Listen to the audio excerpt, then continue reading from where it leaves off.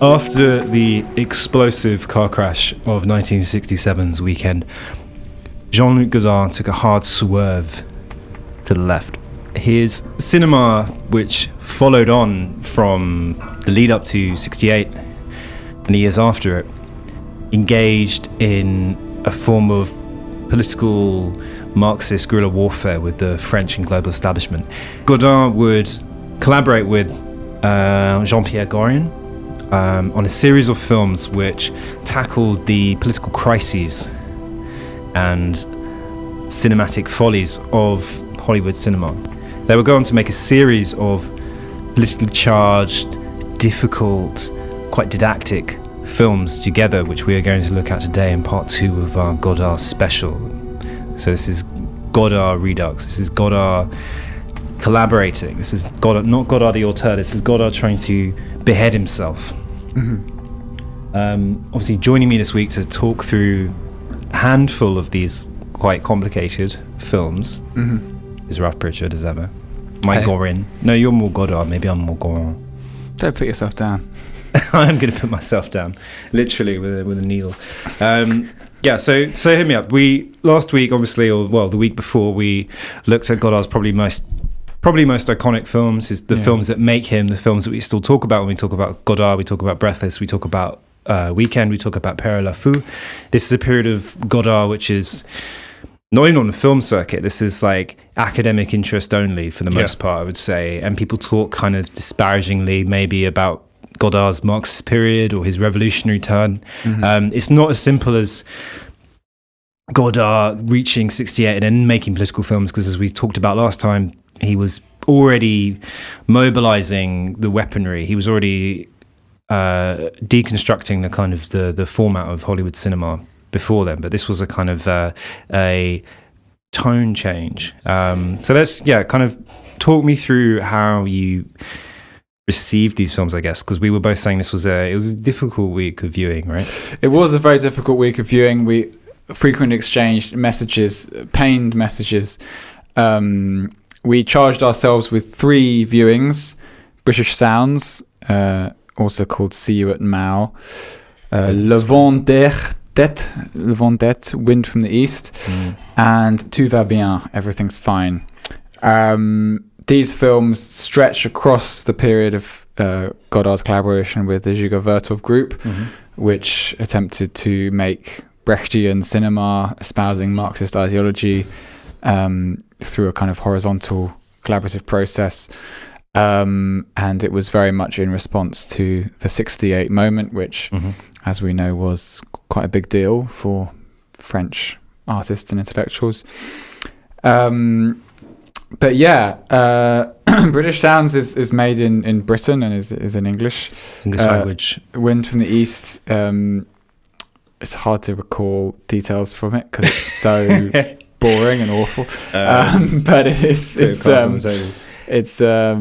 sort of got a spaghetti western kind of vibe. Yep. And then Tout Va Bien is a slightly higher budget film looking at the idea of strike and La Grève, and starring Yves Montand and Jane Fonda. Jane Fonda in a mostly English-speaking role. She does interact with the workers of the factory in French. It's because I feel like Tout Va Bien is the high point of these films. I mean, again, Struggle in Italy, Rosa and Vladimir and Rosa. There are other films we didn't really engage with. I've seen bits of them. You've seen bits of them, which kind of compromises Dziga Vertov moment. A very conscious attempt to make a Marxist cinema work. To continue some of his techniques of the 60s, which was to use tropes from Hollywood, of the Hollywood Mosfilm complex, as he put it. And to invert those tropes from that cinema, and to deconstruct them and look at them a bit more closely. You talked about Wind from the East, and maybe it's easy to start with Wind of the East because it is the most difficult. It is in 50% a kind of cowboy film seen through the lens of French provincial aesthetics in a way, and then it's 50% a kind of didactic revolutionary film which quotes heavily from Marx and Engels and other theoreticians. Let's talk about these tropes. So you mentioned Hollywood Mosfilm. Obviously, Mosfilm is the Soviet cinema production organ, and Hollywood is a place in LA where they make films. And they don't seem, culturally they're quite opposed, politically opposed, they're quite opposed, and also culturally, but they both have kind of hegemony within the places they are, the location, and they're formulaic, and they have formulas, and they are essentially trying to entertain and grip their audience, and there is an ideology, that a sort of implicit ideology, which is the dominant ideology of the situation. So there are these 7. Peter Wallen, who made a film with Tilda Swinton once, wasn't very good. That's definitely like mark in the negative column generally on this podcast, because this is primarily a film podcast, but secondarily a kind of anti-Swinton podcast. Yeah, we attempt to undermine Swinton's hegemony in the kind of contemporary art world. Absolutely, she's so annoying. But Peter Wallen, who wrote Peter Wallen, who wrote this essay about Wind from the East specifically, and about this idea of counter cinema, which Godard pursued. Narrative transitivity, which essentially means one thing following on from another, was undermined by Godard's narrative intransitivity, where basically it's non-linear, just full of digressions. Things just get interrupted. Identification versus estrangement. So this was basically the idea that you try and encourage emotional involvement with characters. Was undermined by Godard, just constantly distancing you from any kind of individual personal story, and just kind of, in a Brechtian way, kind of positioning people in their roles within society rather than as emotional, rounded human beings. Transparency versus foregrounding, which was the idea of language. Essentially, this is a bit more interesting, this one, because it's about making the mechanics of the film visible. So he does a lot of stuff about, like in Tout Va Bien, there's a bit at the end where there's a voiceover that says, this is now an ending, and films sometimes end this way and sometimes they end that way. And, it's self-aware of itself as a mechanical process. It's self-aware of the production of film. So again, these films from this era, we often see, Wind from the East, makeup teams applying makeup to the actors, bits of camera equipment, the boom mic. You see the production equipment is laying bare the kind of superstructure of film.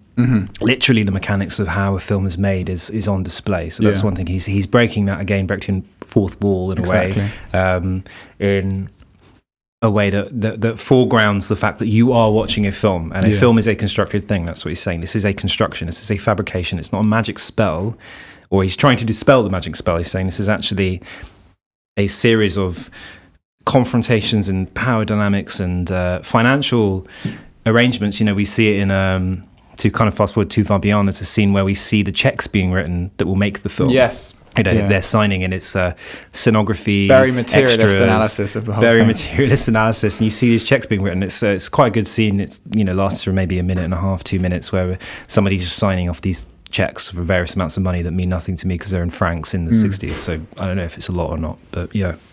So the fourth concept is single diegesis versus multiple diegesis. So the idea that in a Hollywood film, everything shown belongs to the same world, whereas he creates multiple different worlds. Again, that's actually a more interesting subversion. I'm up for that. He does it already in Le Mépris. He has films within a film. In Weekend, characters from different historical eras enter and stuff. I mean, we're talking a bit about Weekend and how Weekend... I think we did talk about Weekend in our previous podcast and how it kind of gestures towards this era. And I would say it does so most in the areas where it's flawed, but we can contest that further. Number 5, closure versus aperture, a self-contained object. I'm quoting Wallen here. A self-contained object harmonized with its own bounds versus an open, endless overspill, intersexuality, illusion, quotation, parody. So this is something that Godard is very familiar with. He constantly through his 60s films, uses sampling, uses kind of tribute. He has in A Band Apart people kind of playing, pretending to be in Johnny Guitar by Nicholas Ray, various Hollywood films. That's something that, that's really nothing new. Number 6, pleasure versus unpleasure. This is entertainment aiming to satisfy the spectator versus provocation aiming to dissatisfy and hence change the spectator. I'm afraid this week we have experienced unpleasure. Unpleasure, so much unpleasure. Is that all 7? No, the number 7 is just one thing about unpleasure. In The Wind from the East, the struggle against the bourgeois notion of representation, in quotes, certainly does not rule out the presence of fantasy of shooting the Union delegate, fantasies of killing shoppers in a supermarket. Yeah. So there is some element of fantasy and desire. Number 7, fiction versus reality, actors wearing makeup, acting a story versus real life, the breakdown of representation.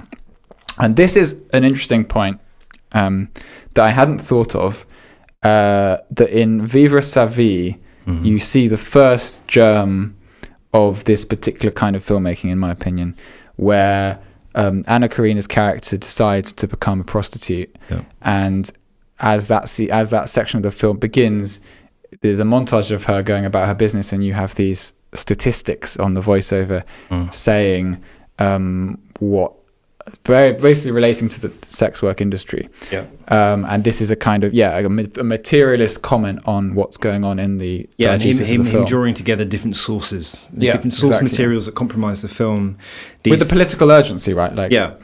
Exactly, because one thing that he's doing with these is he's surfacing like I said, the production of the films and the conditions of the production of the films.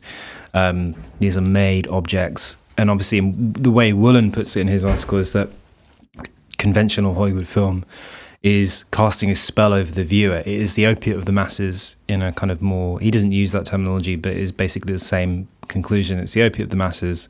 It is casting a spell which is designed to kind of lead you into a kind of happy stupor. You are being entertained, you are identifying with characters, you are understanding and comprehending the plot and its development, and you're getting a kind of resolution at the end. In contrast to what Godard and Gorin set out to do with these films is to kind of disrupt that, to make it unpleasurable, to kind of make it uncomfortable, to expose the foundations of the building. Well, that's what's said about satire, isn't it? It's supposed to comfort the something. Oh God, I can't remember. We're getting into some. It's supposed far too academic. Discomfort the comfortable and comfort the discomfort. I don't know. It sounds good though. And so with these films, he is making you uncomfortable. He is using digressions. He is using unsynchronized audio. A character will be talking, but you can see their mouth moving, but you can't hear the audio. Then suddenly the audio will kick in from another source. You get statistics. He's obsessed with statistics. There's a character in Tout Va Bien, a union delegate who addresses the camera directly. It's almost like a UFC or boxing, kind of pre-bout section where, the cameras are in front of the fighters and they're performing in front of the cameras. It's almost that kind of energy. And it's this funny enough, this union delegate is talking off a script. So he's literally reading off a script. He's making eye contact with the camera and reading off his script. And he's giving lots of stats. Later on, this is the whole, the function of contradiction and ambivalence in these films. Is someone else is railing against the union delegate's obsession with statistics and figures. That's something Godard himself did, right? And this is one of the times in a very Keeler-esque way. Absolutely. Barking these Silly statistics into your brain. And he's kind of self-critical, I think, Godard, because he often criticizes him. He appears to criticize things which he himself has done or will do. In Tout Va Bien, there's a character who claims, all you do is make films of buildings, sort of housing estates. And that's something that Godard would do with a film called Number 2, which was a documentary, as it were, of a family living in a housing estate in, I think it's Marseille. I'll say Marseille, it'll stick. So he's aware of the contradictions, he's embracing them, which is his use of trope. His ability to kind of use a trope allows him to do the things he criticizes, otherwise there would be no film. In the logic of Godard, the most appropriate film would be a black screen. even then that kind of signifies it's like Mad Magazine shit. But in order to deconstruct, he needs to use the tools of the master almost. And we talked about this last week. I mean, it's why, let's talk about British Sounds, because British Sounds is obviously the most immediately interesting because it is a film about the UK in the 60s. Yeah. You think it might be a film about the counterculture, because often the thumbnail that's used for this film is a British flag with a fist punching through it. True. Yeah. And you think, okay, this might be a film about, I don't know, the Stones or Beatlemania or whatever it might be about, but it's not. A good third of the film is a tracking shot of a production facility in a I guess like a Ford workshop or something. It's not Ford because it's American. It would be like Vauxhall or whatever the fuck. So I think it's probably the most structural of these films, in that like each section is very strongly themed and the concept is quite simple. So there is this extracts from, I believe, the Communist Manifesto being read over this footage from this Vauxhall factory, and or bits whatever. of Engel as well. Of Engels, yeah. And the kind of cacophony of sounds kind of jutting into each other. There's this repetition of these historical dates. There is a great quote. Well, there's a quote that I think we should probably bring up now. Television and film. This is a voiceover that's read out. I don't know who wrote it, but I assume Godard or one of his mates. Television and films do not record moments of reality, but simply dialectics, areas of contradiction. Let us illuminate these contradictions with the blinding light of class struggle. And I think that really gets to the heart of Godard's absolutely misguided mission with all these films, which is the idea, if we could just illuminate this thing, if we could just use art effectively with our incredible aesthetics, because almost every shot in these films is like a very nice shot. They're very well filmed. Often the sound is quite nice. They just have this absolute resistance to watching, because as we've discussed earlier, they subvert all of these really fucking useful conventions of filmmaking that actually make you give a shit about what's going on screen. It's you have no skin in the game. Yeah. And he's actively, it's water off a duck's back. He's actively pushing you away. And the argument there, it would be Woolen's argument, it'd be many other people's argument, is that Godard is trying to remind you this is a film. That's the most important thing. He doesn't want you to get invested. He doesn't want you to be involved in the characters' lives, because then you forget that it's a film. Yeah. And really, he's teaching you a lesson through he's teaching you a lesson through dialectics and semiotics. So the film is is a type of language. It's a visual language. It is constructed. And if you can construct a language, then you have to learn to read it if you want to have a revolutionary cinema. And the only way to learn to read it is to break it down like a lesson into parts of sentences, parts of speech. The Hollywood cinema is the apex of cinema as language, but it's such a fluent language that you are not aware that you are being talked to through the film. It's like They Live. It's fucking John Carpenter shit, really. It's remove your sunglasses and read Obey. Yeah. And it kind of is that, because he's saying, well, actually, so I'm going to make it a language, but I'm going to make it a chaotic child's language, babble. I'm going to make it scrawling on the wall, which is why it's so kind of like irritating in a way. This thing, when we criticize Godard at this point, like, we have mad respect for Godard, obviously. Oh, yeah. But one of the best to ever do it. He is almost too successful at doing what he set out to do. Well, it's almost like he got bored of being good at making films. Imagine. I mean, really, I do think that. And I think it's a very strange phenomenon. And I think also he felt... Honestly, I've seen a lot of people... I'm going to go a bit sincere now. Like, I've seen people do this, like talented artists who kind of become overwhelmed. Their sort of faculties of empathy, like, swell up in the face of, like, whatever political adversity it is at that moment, coronavirus or Brexit or whatever. And they become kind of like very worthy and moral and moralizing. I must use my art. And they think, in a way it comes from like an insecurity, right? Yeah. Like it's not enough for me to just indulge myself. I have to like be doing good or whatever. But yeah, it's a very... it's somewhat relatable because, I can imagine in the post-68 era, things felt politically urgent. looking back on 68, it seems like people had it pretty good then, and like now is probably more urgent, but still there is a need for art. Still there is a need to do things that are not politically useful creatively, because we're human. So yeah, it is sort of frustrating to see someone like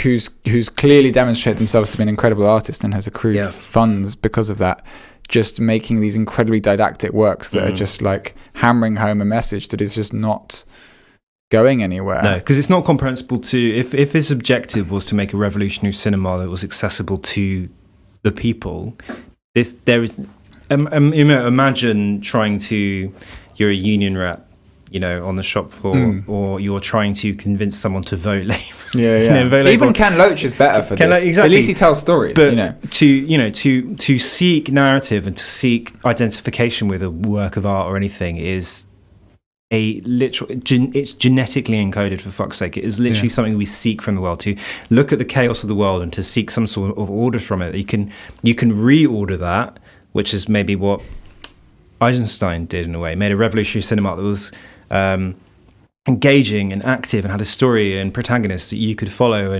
but it was not a Hollywood film, and it was not telling the story of the bosses. What Godard has made is just, to most people, complete insane junk, because it is this is not the film that will lead a revolutionary struggle. It's a film that might make you feel better, like Godard personally. I think he had a crisis after 68, and he was cleansing his own conscience. I think he probably was, because he was known, and maybe cleansing the fact that his film had always been reliant in some way on tropes. Yeah, like he hadn't been Bresson, and Bresson, well, even to an extent, Bresson used tropes, but. No, but Bresson had a methodology. Bresson reinvented cinema for himself. Absolutely, and did it that way. Right. Yeah. And whereas Godard kind of had always used tropes. Tropes had always been a grounding principle for his films. Yeah. Mépris is actually the least, even though it's a hyper melodrama, is actually the least critiquable on those grounds, I think. It's the one that kind of stands apart in a way. But he'd always used because it's quite self-reflexive. Yeah. So he'd always use tropes, and maybe in a way he was like, the things that I was trying to dismantle, I wasn't successful at dismantling. So he doubled down. It's like, okay, if I need to dismantle more, I need to pull these things apart a bit more. So this period of filmmaking is really interesting, because you can kind of see the personal crisis he was going through. I don't think at any point this would have stuck. If Godard then only would have made films like British Sounds, he'd become an irrelevant filmmaker. I think the fact that he kind of, we'll see this in our next Godard episode, he did not continue making films like this. He learned interesting lessons from it. But he didn't carry on making these films, because to what end? It's almost like he was waiting for, if Godard had been commissioned by like the coal board in the UK to make a film, that would have been really interesting. Remember, his first film was about a concrete mine. Right. 54, he made a documentary. He borrowed a camera off his uncle, I think, made a film about a concrete factory in the building of a dam. So his first impulse was to film kind of but it was almost a commission from the dam. It was like the boss's commission in a way. But I feel like he's expunging his conscience a little bit. I don't know. Yeah, I mean, I guess I just want to go into a few details of British Sounds, because it's the only film I wrote notes about. I guess it was at the start of my Godard Marxism viewing journey, and I was full of pep and enthusiasm. But there's a bit about, he has a sort of rather tokenistic bit about gender politics, where a naked woman walks in and out of a room repeatedly. And there's a voiceover of some woman talking about how it's difficult to be, but you're just looking at these bum and breasts. She's a very attractive woman. In like a very English house, around, which is quite weird. Yeah. For Godard. And then there's this really cringe bit with this kind of dowdy newsreader he starts off saying the workers have it easy, and really they should be earning less and working more, sort of saying these kind of structural things. And then he basically starts saying that like black people should be executed. Like he's sort of saying like, oh, Godard's trying to say like this is the anti-worker politics taken to its logical conclusion. It's fascism. It's, and he's also a stand-in kind eugenics. of that reader is. Suppose they're standing for the BBC, the voice of the BBC, exactly, or the voice of the institution. establishment. Yeah, this is what they're really saying. It's cringe though, because he doesn't really understand how power works when he does this, because he doesn't understand that like what we've learned over the last few decades, which is that like capitalism absolutely absorbs all kinds of identity-based contradictions and mutates and reformulates reconstitutes itself in order to not seem absurd. So this attempt to make capitalism seem absurd by like taking it to its in quotes logical conclusion of fascism is not actually there accurate. is no logical conclusion for capitalism because it's the ultimate chameleon. Capitalism doesn't care. Like capitalism is not fascist. It has to behave fascistly in order to survive. If that's the flavour of the day. If that's the flavour of the day, but it doesn't have like an emotional commitment to anything. Capitalism, it's just an ideology purely based on profitability and growth. So the idea that it sort of logically kind of becomes this more visibly evil eugenicist thing that is communicated by the newsreader just seems kind of cringe. Neoliberalism, as it were, like the mutation of capitalism in UK society, American society, that's not where it's going. I think he misunderstands the UK context as well. Yes, he does. Massively, because he's not aware of the unique class politics of the UK. Yeah, exactly. And he doesn't foreground the most important thing, which is it's not what you say, which is the most important thing to Godard in French cinema, is what you say. He's a semiotician. Semiotics is not important in the UK. It's irrelevant almost. It's where you're saying from. What do you mean by he's a semiotician? Like what? Because he's so interested in semiotics. He's so interested in language as film. Yeah. He frequently identified as a semiotician. He when we look at him, he's deconstructing film as a language. Yeah, absolutely. And he's using language to deconstruct film. So he's interested. We talked week before about his title cards, intertitles, the use of foregrounding language, text, and context. Text. Yeah, exactly. But the context he kind of misses in the UK. It's kind of adorable in a way, to see. I guess it's a French werewolf in London almost. It's to see your culture, but I think he misunderstands it. So there's a lot. There was an interesting film he could have made, and I think there's another section of the film where we see a group of workers kind of talking about labour. Yeah, and some of them are kind of committed communists. Some of them they're just talking about labour and work, and we can't really see necessarily always the speaker. But again, it's kind of that bit has some grace. That was the bit that kind of stands out. Yeah. But when you compare it against these other sections, the naked woman walking back through the apartment, then there's a shot of just pretty much her vulva for a few minutes. I mean, she's hot, but it's odd, Like I don't get the relationship between these things. It's like he's still stuck in this kind of 1960s, just do it honestly, like in Breathless, where like Belmondo is like smacking Seberg's bum. That is honest. That's heterosexuality. Yeah, we love to see it. The only thing, but but if you're trying to be feminist and Marxist, it's just odd. It's just if I saw a cock and balls as well, it would make sense. But it's just equal opportunities. Yeah, equal opportunities. But it's weird. It's kind of a quite incomprehensible film. There's some kind of anthropological and documentary interest. To see a very, very super accomplished filmmaker make a film about UK production lines is kind of interesting. He flubbed it because he doesn't do anything interesting with it. Yeah. There's an interesting film to be made about a factory, which might lead us on to Tout Va Bien, which is literally a film about a factory. Yes. A film about a sausage factory. Tout Va Bien is, I think, the culmination of this period in a way. Not in a linear sense, but it's the best representation. It kind of is. It's one of the last films he made. Yeah, right? That's true. But as a film, it's kind of it's a kind of a return a little bit to. It's kind of a simmering down because we have identifiable protagonists, kind of Jane Fonda and her husband, who are a journalist and a filmmaker, advertising filmmaker, an ad man who turn up to a factory. The husband's accompanying Jane Fonda to do this interview with the factory manager about. Literally just about production in France, like it's just a puff piece for equivalent of the FT. And there is a strike, like alive at the factory. The boss of the factory is basically imprisoned in his office. They're also kind of imprisoned as well. They're kind of kidnapped and chucked in this office. And we see the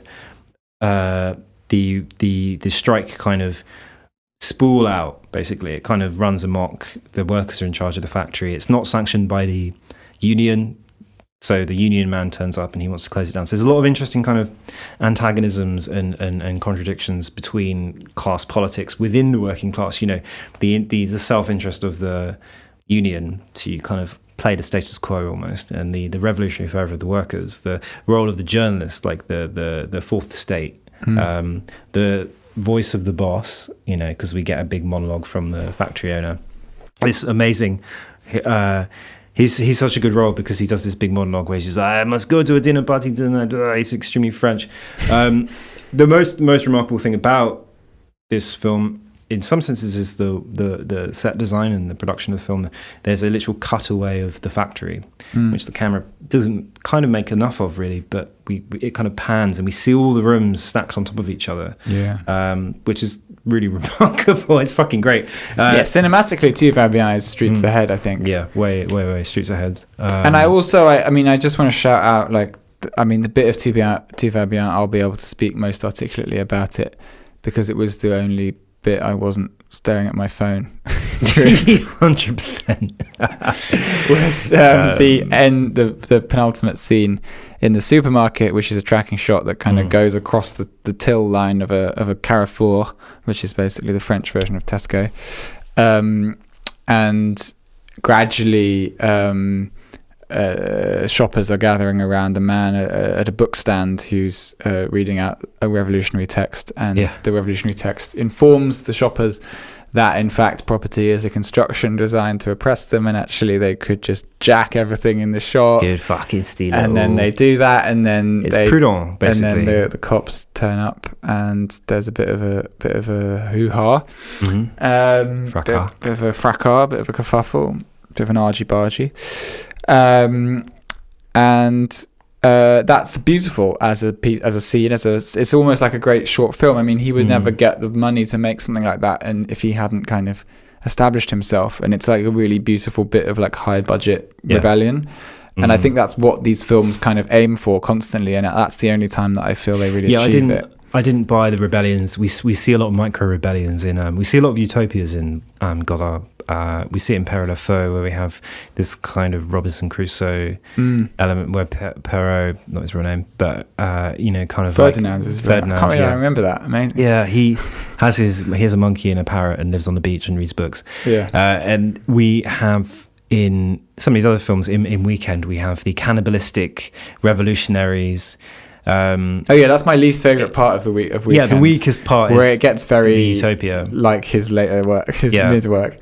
But it's here. It's like the supermarket scene is the most kind of the best articulation of what he's trying to do there. This Absolutely. kind of free flowing, rebellious kind of overspillings. We can't, again, he does all the things cinematically he wants to do, which he's not foregrounding any one particular character. We're seeing a tableau.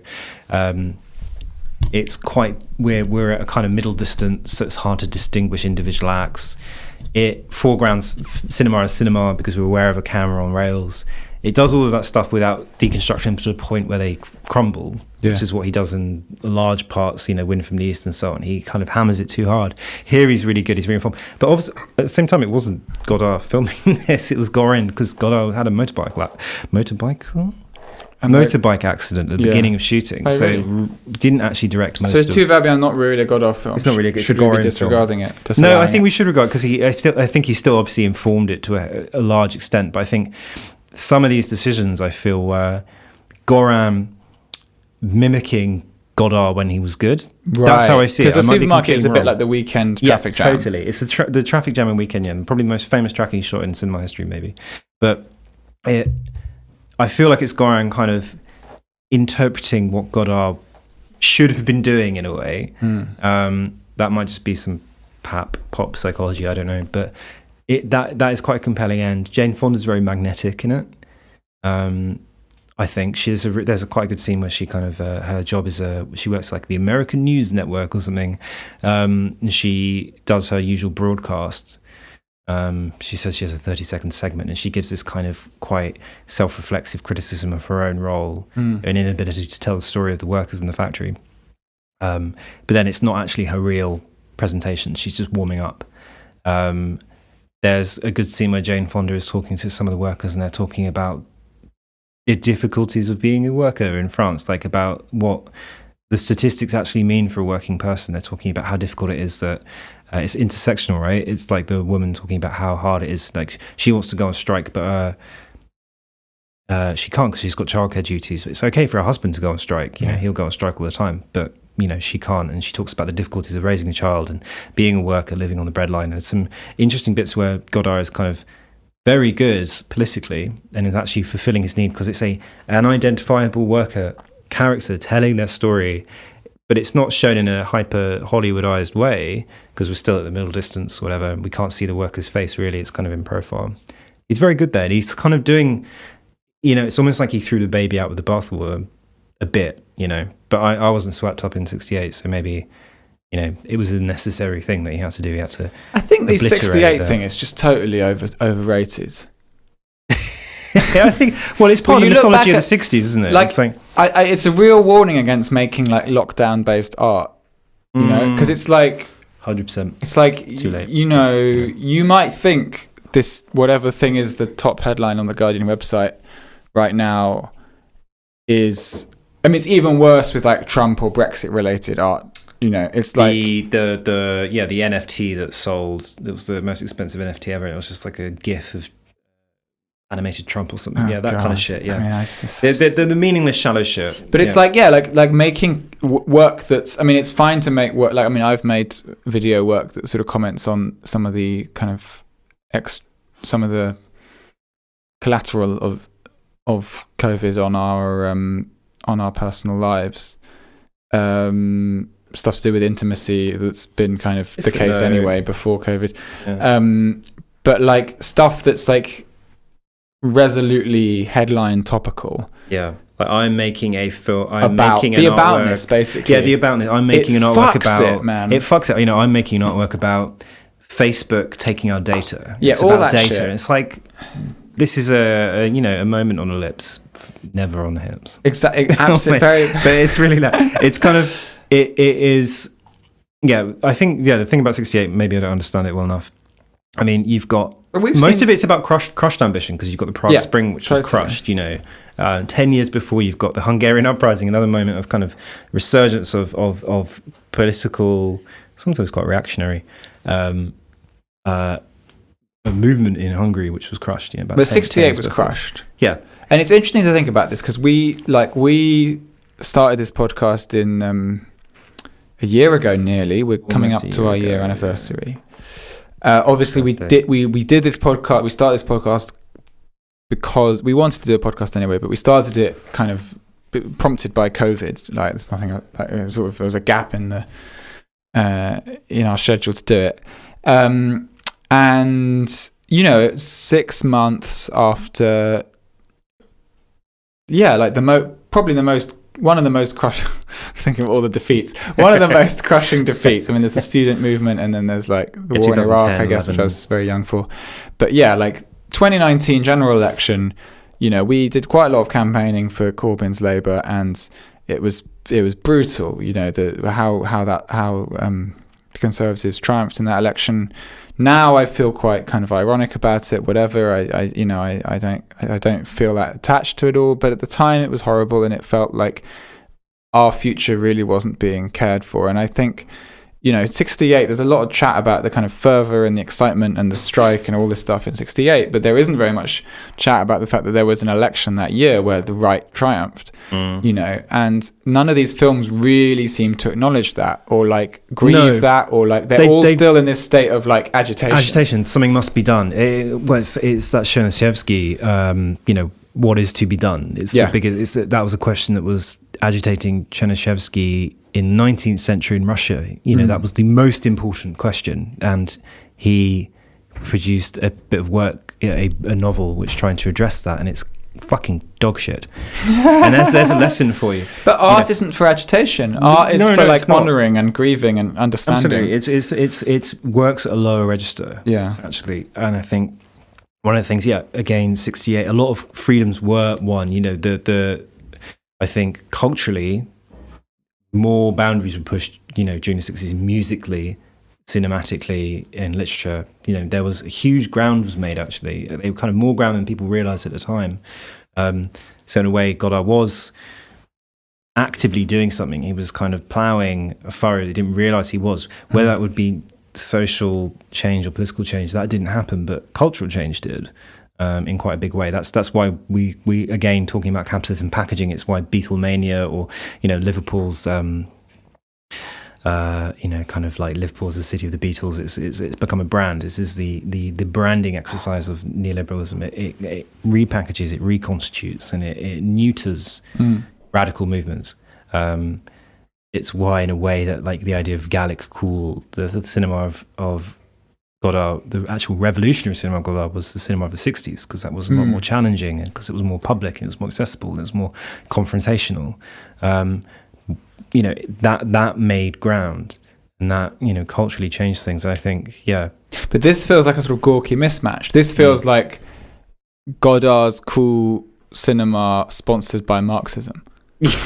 Yeah, like it feels artificially inserted as a kind of bent. But it's also vulnerable to all the same antagonisms that we saw happen to, say, the student movement, like FARC, like 11 years ago, 11 years ago.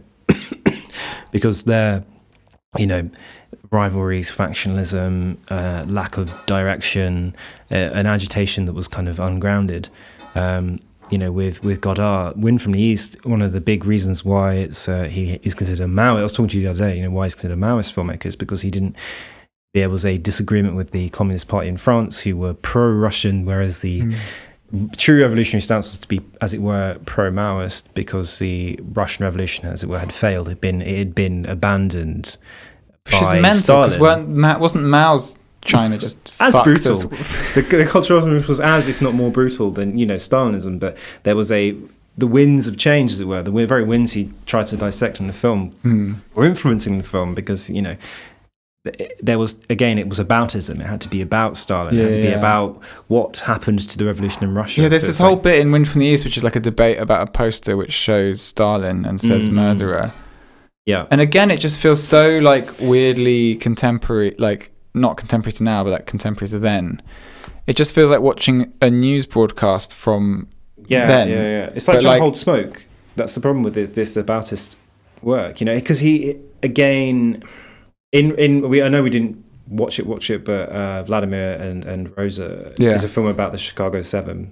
Get to the Chicago mic. 8. Sorry, I'm leaning back in comfort.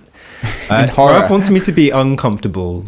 Was it anti-comfortable? I just want you to be sounding good for our beautiful listeners. But Vladimir and Rosa is a film about, it's a kind of sardonic retelling of the story of the Chicago 7, Chicago 8, I should say.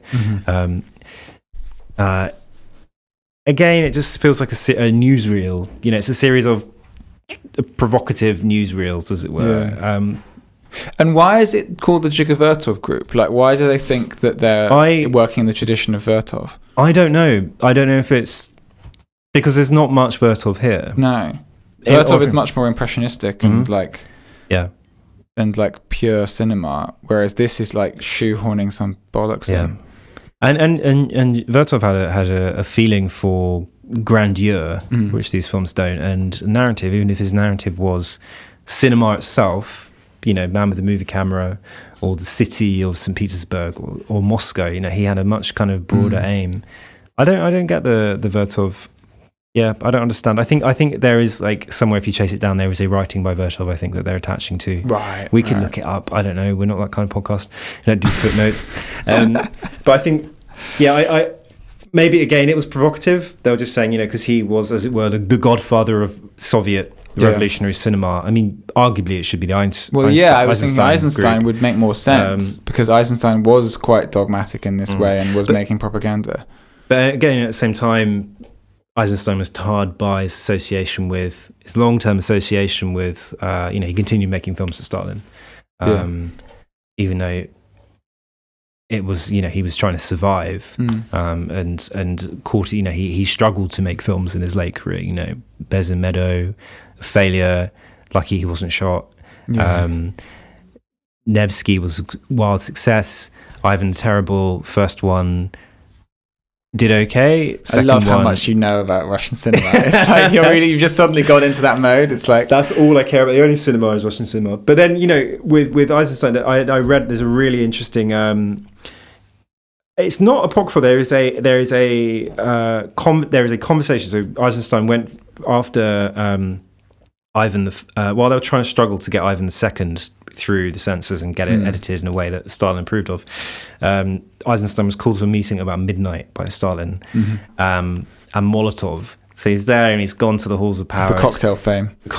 Yeah. He's there at like midnight, which is it's insane that he's, the thing working at Stalin's mind at the time is, I need to speak to Eisenstein now at midnight. And he goes, and there's this transcript of the conversation. It's really haranguing, and it's a lot of Stalin going, I think this actor, he wasn't convinced by the guy that was playing Ivan because he felt like the character needs to be more powerful and more like him in a way.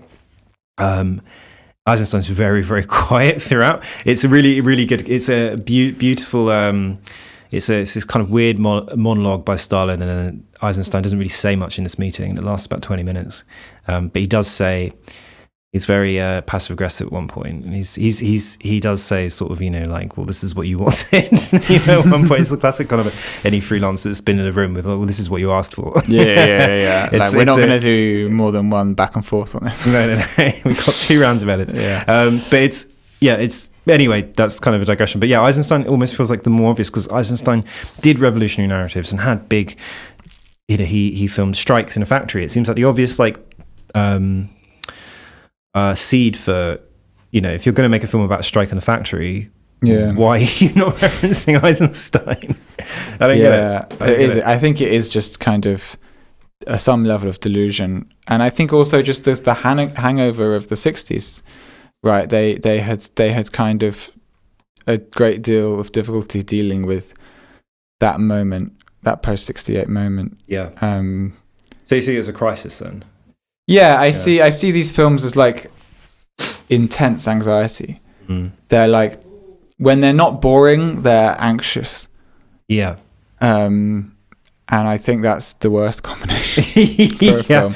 I really think these are some of the worst films I've ever seen. Definitely. Truly. Definitely the worst films we've reviewed on this pod. And it would be interesting. We do have guests sometimes. It would be interesting to have someone on who likes them. We haven't done that. But, I mean... We like elements of... Yeah, George said he likes them. But generally people... I don't know, and people who haven't seen them were excited about them because it's like, Marx. You assume the reason they haven't been talked about much is because they're Marxist, and that would mean that they would be marginalised by liberal film critics, but actually they are just very they are just really boring. And I'm a Marxist. Am I a Marxist? I don't like these labels, but like I'm very left wing. I want you're more of a Marxist than a Thatcherite neoliberal. Of course, and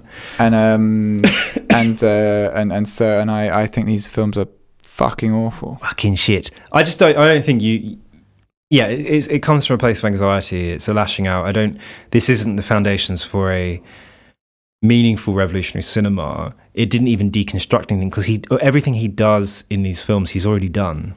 I mean, the clearest articulation of it is this bit from Wallen's essay at the end where he says, the early films tend to explore this kind of problem as one between different levels, but in the that's decontextualized, that extract.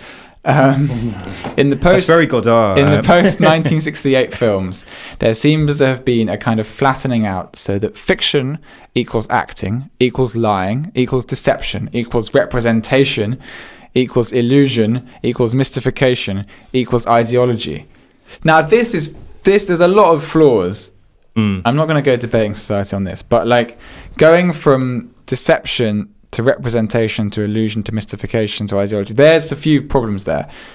Representation, we've talked on this podcast about representational cinema. We did Manny Cowell, who's a really interesting Indian filmmaker who talks about the difference between representation and sort of presentation, like directly showing things rather than using images on screen as a metaphor. Like he talks about Bresson and Ozu, how they just show things. Like when someone's taking a watch out of someone's pocket, it's not a metaphor for something. They're taking a watch out of somebody's pocket. Exactly. They are the pickpocket. Exactly. It's a very kind of literalism. But I mean, that's not. It's so odd and disingenuous for Godard to suggest that he's somehow not doing representation. Because Godard, like, because Bresson is not doing representation because Bresson is not making politically committed work. No. He's just making stories about someone escaping a prisoner of war camp or someone, having a fake bank. And you don't note. go, this is about the human condition from that. It's a bounty man, and that's where they resonate, right? Because you can read a lot into Diary of a Country of a Priest. You don't need to. You don't need to. This is a isolated crisis. What it is, completely. And you're seeing. It's not a metaphor. So when you see him tremblingly, soaking his bread in wine and eating it, and that's the only food he can nourish. A dolt or a simpleton might say, this is about the lack of nourishment he's getting from his Catholic faith in provincial French society or something. No, this is about a man who's just in crisis. Crisis. It totally directly is what it is. I suppose in Godard's, I suppose in Tout Va Bien, some of the things you see are kind of are quite sort of materially direct, like the people storming the supermarket, but still cool. they're not transcendent cinematically in the way that Bresson is. So this idea that he's kind of avoiding representation and therefore avoiding illusion and mystification and therefore avoiding ideology is complete bollocks, because they are just more soaked in ideology than any Hollywood film I've ever seen. Absolutely. And it's not even they're a bit more bait about it, which is perhaps more honest and it's better, more obvious. In a way he's aware of that, because he's like, I can't escape that. I can't escape representation because I'm a filmmaker and my job is representation, moving 24 frames a second. But by using these dislocated, fragmented bits of the of Marx and Engels, and having kind of juddery statements made. There's in Wind from the East, there's the cowboys sitting with the woman and they're eating soup from a bowl together, and they're just saying revolutionary things. And it's so fucking bait. It's just so bait. And he's like, the workers will rise up soaked in blood. And he then says something kind of reactionary, and then he addresses the camera. And it's like, if I was walking around like Degree Show at Goldsmiths and I saw this, I would laugh.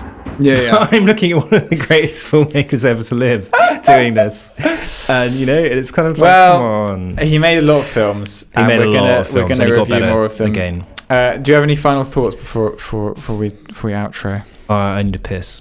Okay, cool. That's good. I will let you piss. I don't. No, I don't. I didn't like these films. They're boring. I think he achieved the objective of these films in the 60s already. Yeah, he's already done this. He's done it all. He's done he's created. Now he's trying too hard. Yeah, I know Woolen's article is. We don't want to lean on Woolen's article too much, because that's Woolen's schema placed over Godard's film, and Godard's own explanation for what he's doing at this time is actually a lot more simple. Woolen also co-wrote the screenplay for The Passenger by Antonioni. Interesting. Anyway, carry on. That's my feeling. There's the schema we're implanting on it. I don't think Godard his actual justifications for what he's doing were much more urgent and much more immediate. There's a good conversation between him and Gorin, which was published funny enough, republished in Little White Lies. No. They'd located this interview or found a translation from a book, and they put it, but that's the most accessible place to find it. And the way they talk about it is a lot less academically fringed than Woolen talks about it, but Woolen actually makes these films digestible for me. I think if you want to watch these films, we wouldn't advise it. If you want to watch these films, you should read the Peter Woolen essay, which is called Godard and Counter Cinema, Vendette, Wind from the East. Next week, we will be reviewing Michael Snow with special guests Igor Taroni Lalic and Daniel Neofitu, Clash of the Titans. Former guests on this show. Both, but never united in one room. Never together until next week. If we don't have any fracas before. We know who Ralph's addressing there. So if you're listening out there, you toiling masses, keep it in check, keep it in your pants. Right? And we will be reviewing the next era. We're going to do a 4-parter on Godard now, not a 3-parter, because we realised that the Marxist films needed their own space to be ranted against before we deal with the 80s and 90s, where we'll be reviewing probably Prénom, Carmen, Hail Mary, Hélas pour moi, and maybe something else. And then we've got Maybe another King Lear. final fourth where we'll be Right. looking at image book, film socialism, and some Probably Goodbye to Language, maybe. Goodbye to language. Yeah, some final. We'll be having Daniel back on the pod for that. For sure. But that is probably a long way away because we're getting a bit tired of Godard and we're thinking of other things we want to review. Yes, very desperately. We will be reviewing Altman with a special guest in a few weeks, I believe. And we also might just review Whit Stillman, and we also might just have a special 1 year anniversary MoveTube episode with an undisclosed cadre. We will be of crewing cineasts. up for that, and we'll have like our anniversary party. More to be announced about that, but it's going to be a special episode. It's going to digress in Godardian style. Godardian I style. don't know if that's how you say it. That sounds more appropriate. In Godardian style, we'll be digressing from the usual formula for that slightly. And maybe forever, maybe we'll just become like one of those podcasts where it's just some guys talking. In accents. No, I think the grounding of a film review is probably good. We're just coming up to an hour. Thank you so much for listening, listeners. Peace out. We're going to order some pizza. Hands, face, space.